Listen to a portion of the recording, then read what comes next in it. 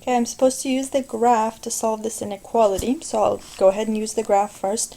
Notice what happened here was that we have a equation y equals 1 minus 3 halves x, and over here we're taking that y pretty much and saying it has to be less than 4. In other words, we're also looking at when is y less than 4.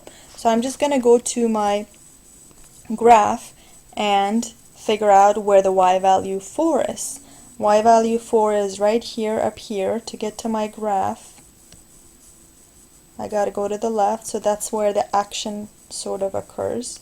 That ordered pair is what, -2 up 4?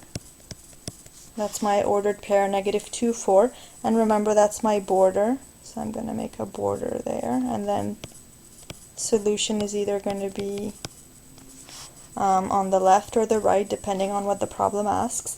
And in this case it says, when is this thing, or that y, less than 4? So if I'm at the action point and I need y to be smaller than 4, I wouldn't go up because y's would get bigger. I would need to go down for the y's to be less than 4. So all these guys qualify. That's when y is less than 4.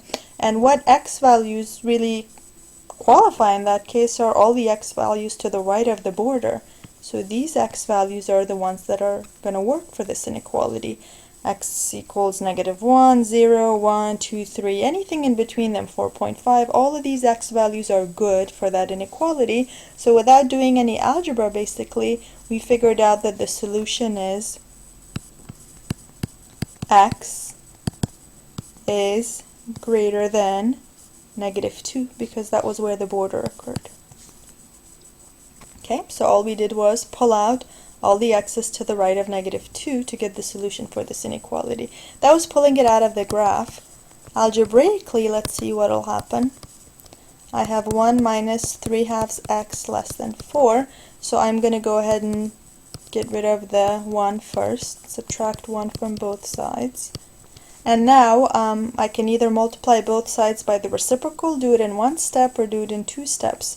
I'm going to go ahead and multiply both sides by the reciprocal, which in this case is a -2/3. So multiply both sides by -2/3. And remember, the minute I multiply by a negative, I have to flip the inequality, so these guys reduce, and negative and negative become positive.